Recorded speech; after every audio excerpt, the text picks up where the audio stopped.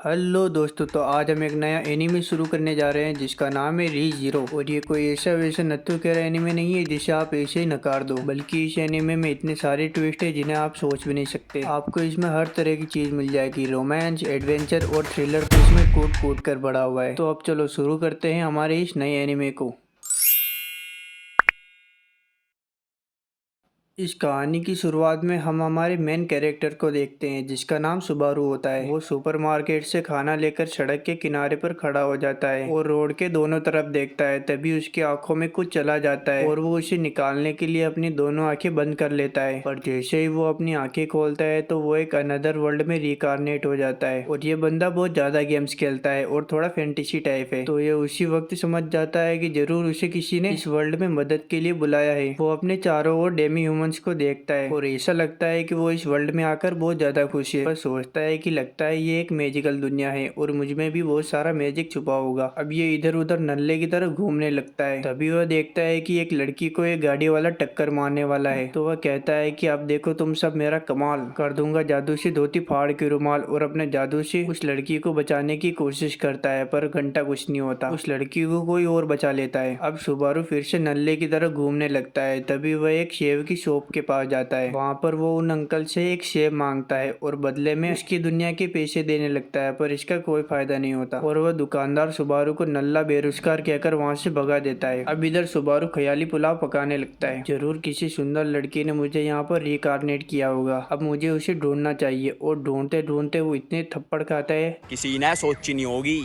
अब थक हार कर वो एक गली के नुक्कड़ पर बैठ जाता है। तभी उसके पास में तीन बदमाश आते हैं। वो सुबारू को कहते हैं कि ए नल्ले, जल्दी तेरे पास जो कुछ भी है हमें दे दे, वरना बहुत बुरा होगा तेरे साथ। पर तभी एक लड़की सुबारू की तरफ दौड़ती हुई आती है, पर वो उसे इग्नोर कर कर वहाँ से निकल जाती है। अब इधर सुबारू सोचता है कि अगर वो इन तीनों को हरा दे तो हो सकता है कि उसकी मैजिकल पावर जाग जाए। अब वो इन तीनों को एक साथ मारने लगता है, पर उनमें से एक के पास दो दो बड़े चाकू होते हैं और चाकू को देखकर सुबारू की फट जाती है और उनसे माफी मांगने लगता है। अब वो तीनों मिलकर सुबारू को बहुत ज्यादा पीटते हैं। पर तभी वहाँ पर एक और लड़की भी आती है। वो उन तीनों बदमाशों को अच्छी तरह से सबक सिखाती है और उसकी वजह से वो तीनों वहाँ से भाग जाते हैं। अब ये लड़की जब तक सुबारू हील नहीं हो जाता तब तक उसी के पास रहती है। अब क्योंकि उस लड़की ने सुबारू की मदद की थी तो सुबारू भी उसके लिए कुछ करना चाहता था। वो भी उस लड़की के साथ उसका खोया हुआ पेंडेंट ढूंढने में लग जाता है और वो लोग उसे ढूंढते ढूंढते इधर उधर घूमने लगते हैं। और तभी उन्हें एक खोई हुई बच्ची मिलती है और वो लोग उस बच्ची को लेकर उसके पेरेंट्स को ढूंढने लगते हैं और उसके पेरेंट्स थोड़ी देर में मिल भी जाते हैं। अब ये लोग उस जगह पर जाते हैं जहाँ पर उसका पेंडेंट चोरी हुआ था और वो पेंडेंट उसी सेब वाली शॉप के पास चोरी हुआ था। तो वो उस सेब वाले से कुछ पूछताछ करने लगते हैं, पर वो सेब वाला उनके कोई भी सवाल का जवाब नहीं देता। और जब तक वो लोग उस सेब वाले से कुछ खरीद नहीं लेते तब तक वो किसी सवाल का जवाब नहीं देगा और वो सेब वाला उन दोनों को वहाँ से भगाने लगता है। तभी उस सेब वाले की लड़की आ जाती है। वह लड़की वही होती है जिसे सुबारू ने उसके पेरेंट्स के पास छोड़ा था। अब क्योंकि सुबारू ने उस सेब वाले की लड़की की मदद की थी तो वो सेब वाला मदद के बदले में उसके सारे सवालों का जवाब देने लगता है। ये लोग उस चोर के बारे में उससे पूछते हैं जिसने उस लड़की का पेंडेंट चुराया था। तो वह सेब वाला बताता है कि वह चोर एक लड़की है और उसका नाम फेल्ट है और वह पास ही की एक गरीब बस्ती में रहती है। और ये लोग बिना देरी किए उस बस्ती की ओर निकल पड़ते हैं। पर रास्ते में हमें पता चलता है कि इस चमकीले बाल वाली लड़की का नाम सटेला है। इसके पास ये बिल्ला होता है जो एक गार्डियन स्पिरिट के रूप में सटेला की रक्षा करता है। पर इस बिल्ले की एक बहुत बड़ी प्रॉब्लम है, यह दरअसल 9 से 5 तक ही एक्टिवेट रहता है। उसके बाद ये अपने फिजिकल फॉर्म को तोड़ देता है और वापस अपने असली रूप में आ जाता है। अब इन दोनों को रास्ता पता नहीं होता तो सटेला अपने आस पास की स्पिरिट से बात करने की कोशिश करती है और उन स्पिरिट की मदद से उसे एक रास्ता मिलता है और उस रास्ते पर ये दोनों चलने लगते हैं। पर पास ही में एक आदमी होता है तो सुबारू उससे पूछता है कि यहाँ पर फेल्ट नाम की लड़की कहाँ पर रहती है। तो वो आदमी जवाब देता है कि लगता है फेल्ट ने तुम लोगों से भी कुछ चुराया है। फेल्ट जरूर लूट हाउस में होगी, आप लोग उस तरफ जाकर चेक कर सकते हैं। अब सुबारू और सटेला फेल्ट हाउस तक पहुंच जाते हैं। सुबारू सटेला को कहता है कि तुम यहीं पर रुको, अंदर खतरा हो सकता है, पहले मैं जाता हूँ। अब सुबारू अंदर जाता है और थोड़ा आगे चलने के बाद उसे एक लाश दिखती है और उस लाश को देखकर सुबारू बहुत बहुत ज्यादा डर जाता है और तभी सुबारू के ऊपर एक अनजान चीज हमला करती है और सुबारू नीचे गिर जाता है। पर बाद में सुबारू को पता चलता है कि उसका पेट पूरी तरह से कट चुका है और उसी वक्त सटेला सुबारू को ढूंढते ढूंढते उसके पीछे आ जाती है और वो अनजान चीज सटेला को भी उसी तरह से मार देती है। सटेला तो मर जाती है पर सुबारू थोड़ा जिंदा होता है और वह रेंगते रेंगते सटेला के पास आकर उसका हाथ पकड़ लेता है और कहता है कि मैं तुम्हें बचा कर रहूंगा। अब होता है यहाँ पर एक सबसे बड़ा ट्विस्ट। सुबारू वापस जिंदा होकर उस सेब वाले अंकल के पास पहुंच जाता है। अब सुबारू के पास पैसे नहीं थे तो वो सेब वाला अंकल उसे वापस वहां से भगा देता है। अब इधर सुबारू के साथ सारी चीजें वापस रिपीट होने लगती है। वो सोचता है कि आखिर ये क्या हो रहा है और वो अपने पेट के घाव को भी देखता है जो बिल्कुल ठीक होता है। तभी उसे स्टेला की याद आती है जो उस लूट हाउस में मरी हुई थी। वो जल्दी से दौड़ता हुआ लूट हाउस की ओर जाता है पर रास्ते में ये तीन जोकर उसे वापस मिल जाते हैं। पर इस बार सुबारू इन तीनों को एक एक मुक्के में ढेर कर कर वहाँ से निकल जाता है। वह शाम होने से पहले ही लूट हाउस में पहुंच जाता है। उस लूट हाउस में से एक आदमी बाहर निकलता है जिसको सुबारू ने मरा हुआ देखा था। उसे देखकर सुबारू काफी हैरान हो जाता है। अब अंदर आकर वो उन अंकल से सटेला के पेंडेंट के बारे में पूछता है। वह अंकल कहता है कि फेल्ट अभी थोड़ी देर में आने ही वाली होगी और हो सकता है वो पेंडेंट उसी के पास हो पर वो पेंडेंट तुम्हें खरीदना पड़ेगा और उसके लिए सुबारू मान जाता है और उन अंकल को टिप के लिए वो चिप्स खाने के लिए देता है। वो चिप्स अंकल को बहुत पसंद आते हैं। तभी वहाँ पर फेल्ट आ जाती है। सुबारू उससे वो पेंडेंट खरीदने की बात करता है तो फेल्ट उसे कहती है कि देखो जल्दी वो औरत आने वाली है जिसको ये पेंडेंट चाहिए। अगर तुम मुझसे ज्यादा पैसे देने के लिए तैयार हो तो ये पेंडेंट मैं तुम्हें दे दूंगी। और यह सुनकर सुबारू मान जाता है और थोड़ी देर बाद वह लड़की भी आ जाती है जिसको वह पेंडेंट चाहिए था। अब सुबारू और इस लड़की के बीच में बोली लगाई जाती है जिसमें सुबारू जीत जाता है। अब क्योंकि सुबारू कंगाल था तो वो अपना फोन बेचने के लिए तैयार हो जाता है। फेल्ट सुबारू को कहती है कि अब ये पेंडेंट तुम्हारा हुआ। तभी वो औरत सुबारू से कहती है कि तुम आखिर इस पेंडेंट का करोगी क्या। तो सुबारू कहता है कि मैं इस पेंडेंट को इसके असली ओनर तक पहुंचाना चाहता हूं। और यह सुनते ही इस औरत का दिमाग खराब हो जाता है और वो सुबारू के ऊपर हमला कर देती है पर फेल्ट उसे बचा लेती है। अब दादाजी उस औरत का मुकाबला करने लगते हैं पर वो औरत बहुत ही चालाक और ताकतवर होती है और वो उन अंकल को एक बार में ही ढेर कर देती है। और अपने दादाजी को इसे मरता हुआ देखकर फेल्ट अपने आप को कंट्रोल नहीं कर पाती। फेल्ट अपनी सुपर स्पीड का इस्तेमाल करती है पर कोई फायदा नहीं होता। वो औरत फेल्ट को बीच में से काट देती है। अब इन दोनों को मरता हुआ देखकर सुबारू उस औरत के ऊपर हमला करता है पर वो औरत बड़ी आसानी से ही एक बार में सुबारू का पेट फाड़ देती है। अब सुबारू मौत की कगार पर खड़ा होता है और वो धीरे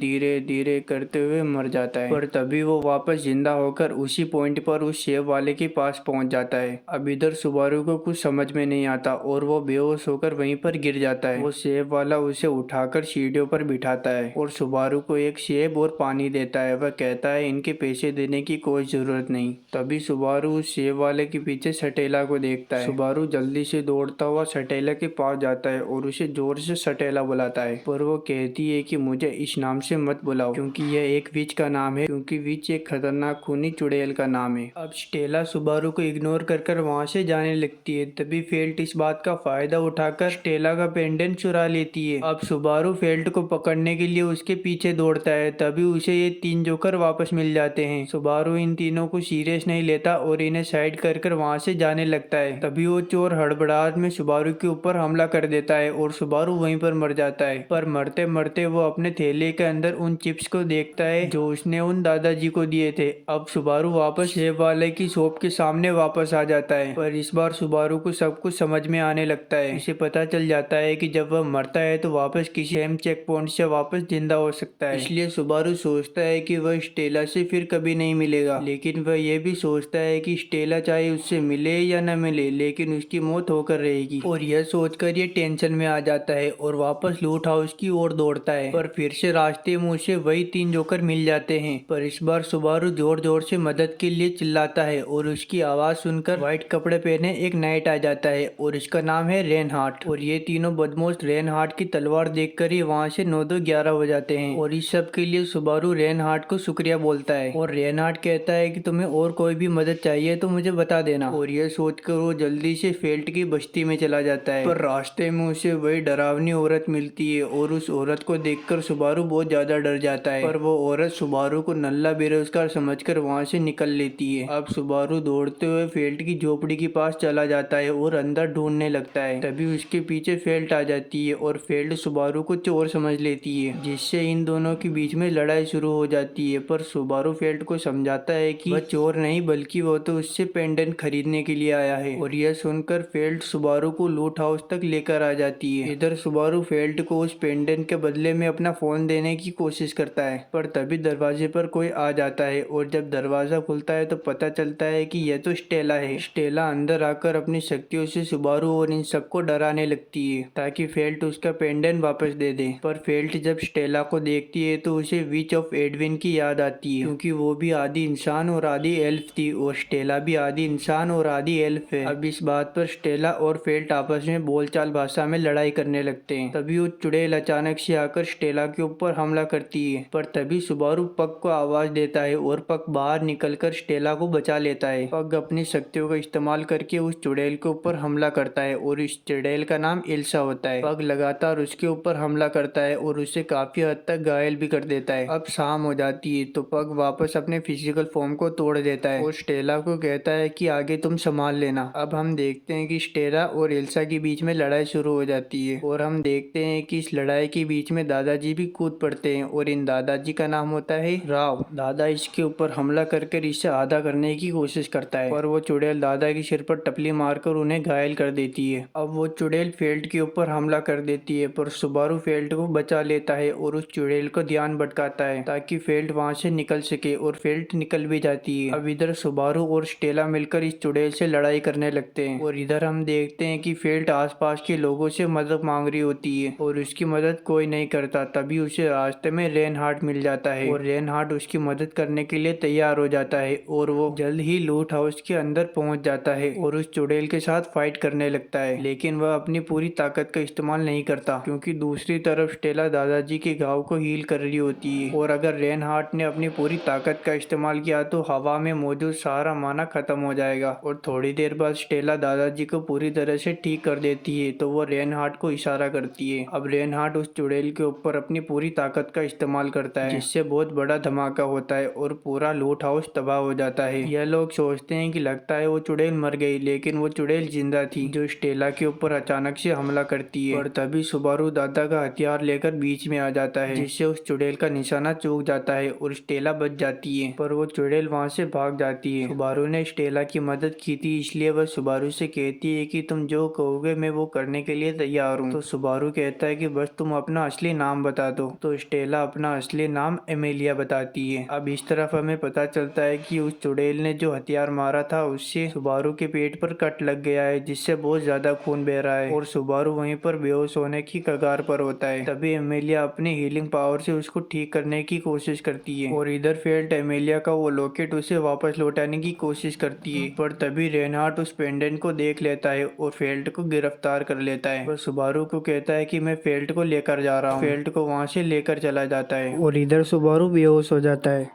अब अगले दिन सुबारू की नींद खुलती है और उसके शरीर पर जो घाव थे वो भी एमेलिया ने ठीक कर दिए थे। अब सुबारू अपने कमरे से बाहर आकर मेंशन के अंदर चक्कर लगाने लगता है और उस मेंशन के अंदर बहुत सारे कमरे होते हैं। तो सुबारू सोचता है कि लगता है ये एक गेम है जिसमें उसे सही कमरे को चूज करना है और वो एक कमरे के गेट को खोलता है। उस कमरे के अंदर एक छोटी बच्ची बैठी हुई थी, तो सुबारू उसके साथ पंचायतें करने लगता है और इसकी बातें सुनकर उस बच्ची को गुस्सा आ जाता है और वो सुबारू को एक जोरदार झटका देती है, जिससे सुबारू बेहोश हो जाता है। अब अगले दिन सुबारू को वापस होश आता है और वो अपने पास में दो ब्यूटीफुल मेट्स को खड़ा हुआ देखता है और उन्हें देखकर वो बहुत ज्यादा खुश हो जाता है, जिससे यह दोनों डर जाती है और सुबारू उनके साथ भी अजीबोगरीब बातें करने लगता है, जिससे वो मेट तंग आकर एमेलिया को सुबारू की शिकायत करने लगती है। अमेलिया सुबारू को अपने साथ चलने के लिए बोलती है और यह दोनों साथ में पूरा मेंशन घूमते हैं और गार्डन में आ जाते हैं। यहाँ पर सुबारू एक्सरसाइज करने लगता है। वो एमेलिया को बताता है कि हमारे शहर में शरीर को फिट रखने के लिए ऐसी एक्सरसाइज की जाती है। अब पग भी वहाँ पर आ जाता है। पग सुबारू को कहता है कि तुमने एमेलिया की मदद की है, इसलिए मैं तुम्हारी कोई भी एक विश पूरी करने के लिए तैयार हूँ। तो सुबारू कहता है कि मैं बस तुम्हारे साथ खेलना चाहता हूँ और सुबारू के साथ खेलकर पग को भी काफी अच्छा लगता है और यह देखकर एमेलिया को भी काफी अच्छा लगता है। तब हम देखते हैं कि ये दोनों मेड वहाँ पर आ जाती है। इस ब्लू वाली का नाम है रैम और पिंक वाली का नाम नाम है राम। वह इन्हें बताती है कि इस महल के मालिक रोजवाल यहाँ पर आ चुके हैं और यह लोग उनसे मिलने के लिए महल के अंदर जाने लगते हैं। और यहाँ पर हम देखते हैं कि इस छोटी बच्ची का नाम जो वेट्रेस है ये सुबारू से लड़ने लगती है, पर पग को देखकर काफी खुश हो जाती है। तभी वहाँ पर रोजवाल आ जाते हैं। सुबारू रोजवाल को जोकर समझ लेता है, पर रोजवाल को इससे कोई भी फर्क नहीं पड़ता। अब ये लोग आपस में बैठकर खाना खाने लगते हैं। तभी रोजवाल बताता है कि इस किंगडम का कोई भी राजा नहीं है और अभी रॉयल सिलेक्शन चल रहा है और जो भी इसमें पार्टिसिपेट कर रहे हैं उन सभी कैंडिडेट्स को ये पेंडेंट दिया जाता है। और वह यह भी बताते हैं कि ऐसी सिचुएशन में तुम यहाँ पर आए हो इसलिए सभी को उसके ऊपर शक है और एमिलिया भी इसमें पार्टिसिपेट कर रही है और जो भी इस पेंडेंट को खो देगा वो रॉयल सिलेक्शन के लिए डिस्क्वालीफाई हो जाएगा। और तुमने उस पेंडेंट को ढूंढने में एमिलिया की मदद की है तो तुम कोई भी विश मांग सकते हो। तो सुबारू कहता है कि मैं इस मेंशन में काम करना चाहता हूँ। अब खाना खाने के बाद राम सुबारू को इस मेंशन के सारे काम बताने लगती है। तभी हम देखते हैं कि सुबारू एक गेट का दरवाजा खोलता है। वेस्टल उस कमरे के अंदर ही होती है जो सुबारू से वापस तंग आकर उसे हवा में उड़ा देती है, पर सुबारू वापस उसी गेट को खोलता है और वो पूरा कमरा गायब होकर टॉयलेट में बदल जाता है। तो राम सुबारू को बताती है कि वेस्टल इस लाइब्रेरी की रक्षा करती है इसलिए वह बार बार लाइब्रेरी को एक कमरे से दूसरे कमरे में शिफ्ट करती रहती है क्योंकि उस लाइब्रेरी के अंदर रोजवाल की मैजिकल बुक्स पड़ी हुई है और अगर कोई उस लाइब्रेरी को ढूंढना चाहता है तो उसे मेंशन के सभी दरवाजों को खोलकर देखना पड़ेगा। पर यहाँ पर हम देखते हैं कि सुबारू थोड़ा आगे चलने के बाद फिर से एक गेट को खोलता है और वह लाइब्रेरी को ढूंढ लेता है। अब राम सुबारू को बहुत सारे काम बताती है और वह सारे काम करने के बाद सुबारू की हालत टाइट हो जाती है और शाम होने के बाद वह चुपचाप बिस्तर पे आकर सो जाता है। अब अगले दिन सुबारू वापस मेंशन के काम करने में लग जाता है, लेकिन इस दौरान वो अपनी उंगलियों को कई बार कटवाता है और हाथों को भी खराब कर लेता है जिससे उसके शरीर पर बहुत सारे घाव हो जाते हैं। इधर हम देखते हैं कि रोजवाल राम को सुबारू के ऊपर नजर रखने के लिए बोलता है। राम रोजवाल को बताती है कि उसे अब तक सुबारू में कुछ भी अजीब नहीं लगा है, सुबारू बिल्कुल नॉर्मल लग रहा है, पर मैं उसके ऊपर लगातार नजर रखे रखूंगी। इधर सुबारू गार्डन में एमिलिया के साथ बात कर रहा होता है और बात करते करते वो एमिलिया को अपने साथ घूमने चलने के लिए बोलता है। पहले तो एमिलिया मना कर देती है लेकिन सुबारू के बार बार कहने के बाद एमिलिया मान जाती है। एमिलिया सुबारू से कहती है कि तुम जब कल अपना सारा काम खत्म कर लोगे तो फिर हम दोनों घूमने के लिए चलेंगे। और यह सुनकर सुबारू काफी खुश होता है, पर सोने से पहले वो लाइब्रेरी में जाकर वेटनेस को गुड नाइट बोलता है, पर लगता है वेटनेस को यह पसंद नहीं आता और वो सुबारू को वापस उड़ाकर बाहर फेंक देती है। अब हम सुबारू को सोते हुए देखते हैं जो काफी बेचैन होता है। वो कल तक का इंतजार नहीं कर पाता और मन ही मन में ख्याली पुलाव पकाने लगता है और जब वो खुशी के मारे सुबह उठता है तो वो वापस इन दोनों मेट्स को अपने पास देखता है, पर सुबारू ने सही कपड़े नहीं पहने थे इसलिए वो शर्मा जाता है, पर वो थोड़ा दिमाग पर जोर देता है और तब जाकर उसे पता चलता है कि वो वापस पास्ट में आ चुका है, यानी कि जब सुबारू सो रहा था तो किसी ने उसे सोते हुए ही मार दिया। अब सुबारू रोते रोते वहाँ से भाग जाता है और वेटनेस की लाइब्रेरी में आ जाता है। वेटनेस उसे कहती है कि तुम आखिर क्यों आई हो, पर सुबारू रोते हुए कहता है कि मुझे बस थोड़ी देर यहाँ पर बैठने दो। और थोड़ी देर बाद सुबारू वापस नॉर्मल हो जाता है। वो कहता है मुझे फिर से शुरू करना होगा और वो जैसे ही कमरे के बाहर निकलता है तो इसे एमिलिया मिल जाती है। सुबारू और एमिलिया दोनों आपस में बातचीत करते हैं। तभी पग उठ जाता है और वो सुबारू को गुड मॉर्निंग बोलता है। सुबारू भी पग के साथ खेलने लग जाता है और पग को भी काफी अच्छा लगता है। अब सुबारू वापस वैसा ही करता है जैसा उसने पिछली बार किया था। वह रोजवाल से भी मिलता है और वापस महल में काम करने की विश मांगता है और उसे इजाजत दे दी जाती है। अब सुबारू रोजवाल के साथ नहाने जाता है और नहाने के बाद राम रोजवाल के कपड़े लेकर आती है और उसे देखकर सुबारू को काफी अजीब लगता है। अब सुबारू चेंजिंग रूम में होता है जिसके लिए कपड़े रैम लेकर आती है। तो सुबारू रैम से कहता है कि तुम्हारे इन कपड़ों के अलावा कोई दूसरे कपड़े नहीं है क्या। वह बताती है कि मेंशन में काम करने वालों को ऐसे ही कपड़े पहनने पड़ते हैं। तो रैम सुबारू को कहती है कि उन्हें दूसरे कपड़ों की जरूरत भी नहीं है। अब हम देखते हैं कि सुबारू अपने कमरे में बैठा हुआ होता है, तभी वहाँ पर राम आ जाती है। राम सुबारू को पढ़ना लिखना सिखाती है। सुबारू से कहती है कि तुम अगर इस मेंशन में काम करना चाहते हो तो तुम्हें पढ़ना लिखना आना चाहिए ताकि तुम बाजार से सामान ला सको, इससे हमारा ही फायदा होगा। और राम सुबारू को फेरी टेल्स की बुक से शुरुआत करवाती है। थोड़ी देर बाद हम देखते हैं कि राम सुबारू को पढ़ाते पढ़ाते ही सुबारू के बेड पर सो जाती है। अब रैम और सुबारू मार्केट से सब्जियां खरीदने के लिए आते हैं, पर उस दौरान सुबारू को एक कुत्ते का पिल्ला काट लेता है और उसके हाथों से खून निकलने लगता है। राम उसे कहती है तुम ठीक हो ना, तो सुबारू कहता है कि ऐसी छोटी मोटी चोटें तो लगती होती रहती है। अब ये दोनों लौटकर मेंशन आ जाते हैं। अब सुबारू रोज की तरह पढ़ाई कर रहा होता है, पर रैम और रोम उसे पढ़ाने नहीं आ सकी, इसलिए उसे पढ़ाने एमिलिया आ जाती है। और सुबारू एमिलिया को देखकर काफी नर्वस होता है। वह एमिलिया को कहता है कि मैं तुम्हारी वजह से पढ़ाई में फोकस नहीं कर पा रहा, और वो बातों बातों में ही एमिलिया को डेट के लिए पूछ लेता है और एमिलिया भी उसके साथ डेट पर चलने के लिए मान जाती है। अब इस तरफ हम देखते हैं कि सुबारू पूरी रात जागने का प्लान बनाता है। वह यह देखना चाहता था कि आखिर उस रात उसे किसने मारा था, और वो पूरी रात जागने की कोशिश करता है। पर कुछ घंटों बाद ही उसकी तबीयत अचानक से बहुत खराब होने लगती है और वो मेंशन में इधर उधर घूमकर मदद के लिए सबको बुलाने लगता है, पर कोई उसकी आवाज नहीं सुनता। और तभी कोई अनजान चीज सुबारू के ऊपर हमला करती है और सुबारू दूर आकर गिर जाता है। और हम देखते हैं कि सुबारू का एक हाथ अलग हो चुका है और वो बस मरने की कगार पर है। वही चीज सुबारू के ऊपर वापस हमला करती है, जिससे उसकी आंखें बाहर आ जाती है और उसका खेल खत्म हो जाता है।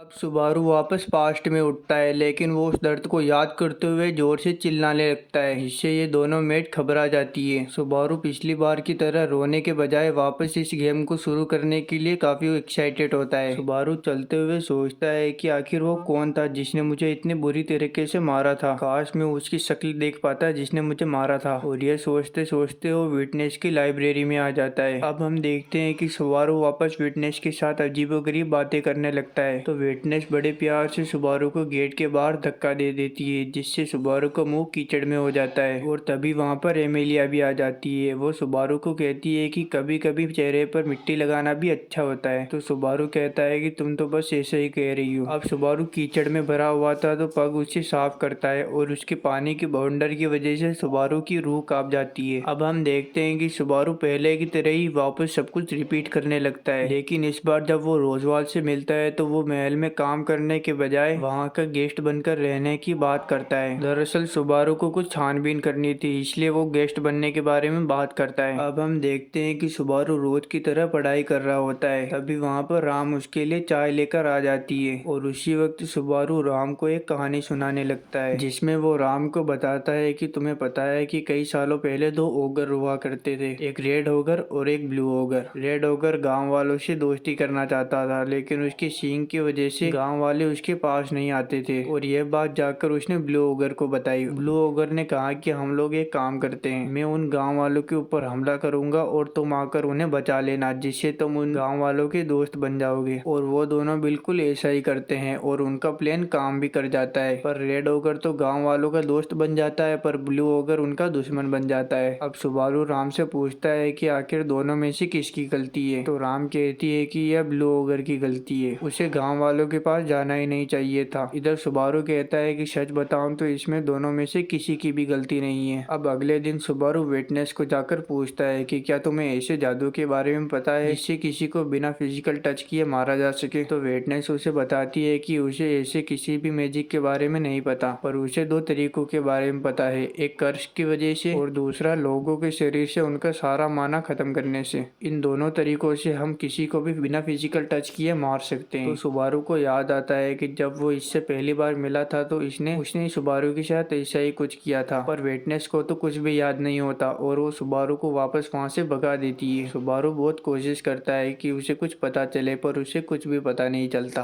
और आखिर में थक हार कर वो महल से जाने का फैसला करता है और वो सबको धन्यवाद बोलकर वहाँ से चला जाता है। लेकिन वो महल से दूर जाने के बजाय महल के पास वाली पहाड़ी के ऊपर आकर बैठ जाता है। वह कहता है कि मैं यहाँ से पूरे महल के ऊपर अच्छे से नजर रख सकूंगा, और वो अपने साथ एक महल का चाकू भी लाता है ताकि वो अपने सेल्फ डिफेंस कर सके। अब सुबह से शाम हो जाती है और सुबारू को महल में कोई भी हलचल दिखाई नहीं देती। तभी अचानक से जंगल की तरफ से सुबारू के ऊपर कोई हमला करता है और सुबारू उस पहाड़ से नीचे गिर जाता है, लेकिन उसने एक रस्सी बांधी हुई थी जिससे वो बच जाता है। अब वो उस रस्सी को काट कर वहाँ से जल्द भागने लगता है, पर थोड़ा आगे चलने के बाद एक बड़ी सी दीवार उसके सामने आ जाती है। अब सुबारू उसका सामना करने की कोशिश कोशिश करता है जो उसे मारना चाहता है। और तभी फिर से जंगल से एक लोहे का गोटा उठकर सुबारू के ऊपर लगता है, पर सुबारू इससे बच जाता है और इससे लगी चेन को पकड़ लेता है और उसे बाहर बुलाता है जिसने ये फेंका था। और जब सुबारू उसे देखता है तो सुबारू को पसीना आ जाता है, क्योंकि वह और कोई नहीं बल्कि रैम होती है। और उसे देखकर सुबारू कहता है कि मुझे लगा नहीं था कि वो तुम होगी। और वो जल्दी से कैमरे के फ्लैश की मदद से रैम को साइड हटाकर वहां से भाग निकलता है। पर बेचारे की किस्मत काफी खराब है, वो चलते चलते ही नीचे गिर जाता है और जब वह ध्यान से देखता है तो उसका एक पैर टूट चुका था। अब रैम वहां पर आ जाती है और चुपचाप सुबारू का पैर हील करने लगती है, क्योंकि रैम ने सुबारू का अभी पैर तोड़ा था। अब रैम वापस उसका पैर जोड़कर वापस तोड़ देती है और सुबारू को बहुत बेरहमी से मारती है। सुबारू उससे कहता है कि आखिर मैंने तुम्हारा क्या बिगाड़ा था जो तुम लोग मेरे साथ ऐसा कर रहे हो, क्या कर दिया मैंने। पर रैम कहती है कि मुझे पता है कि तुम वेच ऑफ एडविन के साथ मिले हुए हो। सुबारू रैम को बार बार कहता है कि मेरा उससे कोई लेना देना नहीं है, पर रैम उसकी एक नहीं मानती और उसका खेल खत्म कर देती है। अब सुबारू वापस पास्ट में चला जाता है, पर जैसे ही उसकी नींद खुलती है तो वो सामने रैम को देखकर काफी ज्यादा घबराने लगता है और जोर जोर से चिल्लाने लगता है। और उसकी आवाज सुनकर रैम और रोम वहां से चले जाते हैं और उनकी जगह एमिलिया उनके पास आ जाती है। सुबारू सोचता है कि वह एमिलिया को सब कुछ सच सच बता देगा कि उसके साथ क्या हुआ, पर जैसे ही वो उसे बताने की कोशिश करता है तभी उसके आसपास सब कुछ अचानक थम जाता है और अचानक से कोई काला हाथ आकर उसके दिल को जोर से दबाने लगता है, जिससे सुबारू की हालत काफी खराब हो जाती है और उसे डर लगने लगता है। इसलिए एमिलिया सुबारू के पास विटनेस को भेजती है और पक के कहने पर वो सुबारू के साथ एक कॉन्ट्रैक्ट बनाती है जिसमें वो सुबारू को मरने से बचाएगी। अब वह डरावनी रात वापस आ जाती है और सुबारू अपने बेड पर सोया हुआ होता है। तभी उसे अजीबोगरीब सपने आने लगते हैं, जिसमें वह सपने में देखता है कि रैम उसे मारने की कोशिश कर रही है। और तभी सुबारू का कोई हाथ पकड़ लेता है और सब कुछ नॉर्मल हो जाता है। और जब सुबारू की आंख खुलती है तो वो अपने आप को लाइब्रेरी में देखता है और सुबारू वहां से जाने की बजाय पूरी रात लाइब्रेरी में रहने का फैसला करता है। और थोड़ी देर बाद विटनेस वहां से चली जाती है। सुबारू उससे कहता है कि मुझे इसे छोड़कर मत जाओ और वो दरवाजे के पास ही सो जाता है। और कुछ देर बाद जब वो गेट को खोलता है तो सुबह हो चुकी थी। इसका मतलब सुबारू कल रात मरने से बच जाता है। तभी वहां पर एमिलिया सुबारू को लेने के लिए आ जाती है। वह सुबारू का हाथ पकड़कर उसे जल्दी से कहीं ले जाने लगती है और वह दोनों रैम और राम के कमरे में आ जाती है। और तभी अचानक से राम सुबारू को एक पंच मारती है और उससे कहती है कि मुझे पता है कि इसके पीछे तुम ही हो, जल्दी बताओ तुमने मेरी बहन के साथ क्या किया। और इधर सुबारू को पता चलता है कि उसकी जगह रैम मारी जा चुकी है। सुबारू सबको बताने की कोशिश करता है कि यह सब कर्ज की वजह से हुआ है, पर वो बता नहीं पाता। अब इधर राम सुबारू के ऊपर बहुत ज्यादा गुस्सा होती है और उसे मारने की कोशिश करती है। तभी विटनेस सुबारू को बचा लेती है। इधर हम देखते हैं कि रोजवाल भी राम के साथ है और वो भी सुबारू को मारने की फुल फिराक में है, पर अमेलिया और विटनेस सुबारू को बचा लेती है। इधर सुबारू को कुछ भी समझ में नहीं आ रहा होता और वो जल्दी से दौड़ते हुए पहाड़ी के ऊपर आ जाता है और वो काफी दुखी होता है। तभी वहाँ पर विटनेस भी आ जाती है। विटनेस उसे वहाँ से भाग जाने के लिए कहती है। सुबारू उससे कहता है कि मैं वापस सब कुछ सही कर दूंगा। सुबारू उनसे कहता है कि मैं उनसे माफी मांग लूंगा। तो विटनेस उससे कहती है कि तुम गलत फहमी को दूर करने के सारे मौके गवा चुके हो। तभी सुबारू को याद आता है कि जब वो नींद में मरने वाला था तभी उसका जिसने हाथ पकड़ा था वो रैम और रोम ही थे और उसकी सबसे ज्यादा फिक्र रैम और रोम को थी। और तभी वहाँ पर राम आ जाती है और वो सुबारू को मारने की बात करती है। इधर सुबारू यह सोचकर खुश हो रहा होता है कि वो जैसा रैम और रोम को समझता था वह वैसी नहीं है, बल्कि उन्हें सच में सुबारू की फिक्र है। और वो विटनेस और राम को कहता है कि मैं सब कुछ फिर से सही कर दूंगा। और यह कहकर वो खुद ही पहाड़ी से कूद जाता है और वापस मर जाता है।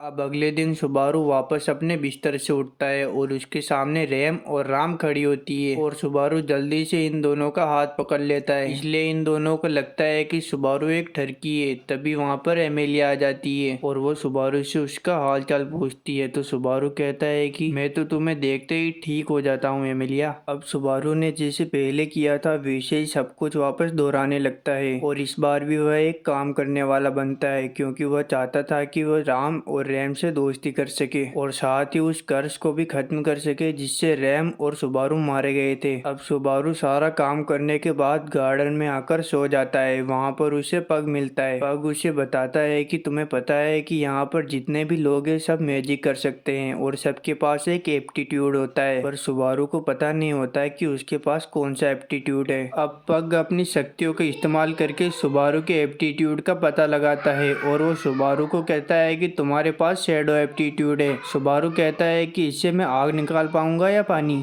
तो पग कहता है कि तुम ऐसा कुछ भी नहीं कर पाओगे, ये एक यूजलेस पावर है। और यह सुनकर सुबारू उदास हो जाता है। पग कहता है कि ये एक यूजलेस पावर है पर यह तुम्हारे बहुत काम आ सकती है और इस मैजिक को तुम्हें अपने एक स्पिरिचुअल होल से बाहर निकालना होगा। अब पग उसे ये मैजिक करके दिखाता है जिससे सुबारू के आसपास सब कुछ काला काला हो जाता है और सुबारू को उस विच का एहसास होने लगता है जिससे सुबारू काफी ज्यादा डर जाता है। अब पग सब कुछ नॉर्मल कर देता है। अब बारिश सुबारू की होती है। सुबारू अपने स्पिरिचुअल होल से अपने सारे मैजिक को एक बार में ही बाहर निकाल देता है जिससे वो मैजिक एक बॉम्ब की तरह बाहर आता है और सुबारू की सारी एनर्जी खत्म हो जाती है। इसलिए एमिलिया सुबारू को एक फ्रूट देती है जिससे सुबारू की सारी एनर्जी वापस आ जाती है। और अब हम देखते हैं कि सुबारू ने अब तक राम और रैम से काफी अच्छी दोस्ती कर ली थी और वो रात को वेटनेस की लाइब्रेरी में जाता है और कर्ज के बारे में पूछने लगता है। तो वेटनेस उसे बताती है कि कर्ज अगर एक बार किसी को लग जाए तो उसे मिटाना काफी मुश्किल होता है, पर फिर भी उस कर्ज को एक्टिवेट होने से पहले खत्म किया जा सकता है। अब सुबारू विटनेस को उस विच के बारे में पूछने लगता है तो विटनेस बताती है कि विच ऑफ एडविन काफी खतरनाक है। वो आधी एल्फ है और आधी इंसान। वो जैसी है वैसी ही रहती है और वो कभी बूढ़ी नहीं होती और यहाँ तक कि उसे इंसानों की भाषा भी नहीं आती। और जब वो थी तब उसने अकेले ही कर्ज फैलाने वाले वाइल्ड विचेस को खा लिया जिससे पूरी पृथ्वी का संतुलन बिगड़ गया और उसे रोकने के लिए ड्रैगन, हीरो और साधु ने काफी कोशिश की और आखिरकार उस विच को उन्होंने कैद कर लिया पर उसके शरीर को मिटा नहीं पाए। और सुबारू को याद आता है कि एमिलिया भी आधी एल्फ और आधी इंसान है, शायद इसीलिए ही लोग उसे विच ऑफ एडविन समझ लेते हैं। अब हम देखते हैं कि अगले दिन सुबारू काफी मेहनत करता है और सबके साथ काफी हंस हंस कर बातें करता है और सारा काम अकेले करने की कोशिश करता है। और उसकी इतने मेहनत को देखकर एमिलिया सुबारू को अपने साथ कमरे में बिठा लेती है और उसे गोद में सुला लेती है और उससे कहती है कि मुझे पता है कि तुम काफी ज्यादा मेहनत कर रहे हो, अब तुम्हें थोड़ा आराम कर लेना चाहिए। तुम्हें अगर कोई भी चीज परेशान कर रही है तो मुझे बता दो, मैं यहाँ पर बैठी हूँ तुम्हारे साथ। और ये सुनकर सुबारू काफी जोर जोर से रोने लगता है और उसके साथ जो कुछ भी हुआ वो रोते हुए एमिलिया को बताने लगता है और थोड़ी देर बाद वह सो जाता है। और अगले दिन जब वह उठता है तो अपने ऊपर काफी शर्मिंदा महसूस करता है। वह कहता है कि ये मैंने क्या कर दिया, मैं एमिलिया की गोद में सोकर फूट फूट कर रो रहा था, बिल्कुल बच्चों की तरह। अब सुबारू काम के लिए पूरी तरीके से तैयार होता है, तभी वहाँ पर एमिलिया आ जाती है। वो सुबारू को कहती है कि तुम्हें कल रात को अच्छे से नींद आई ना? तो सुबारू कहता है कि हाँ, मुझे काफी अच्छे से नींद आई और मैं काफी अच्छा फील कर रहा हूँ।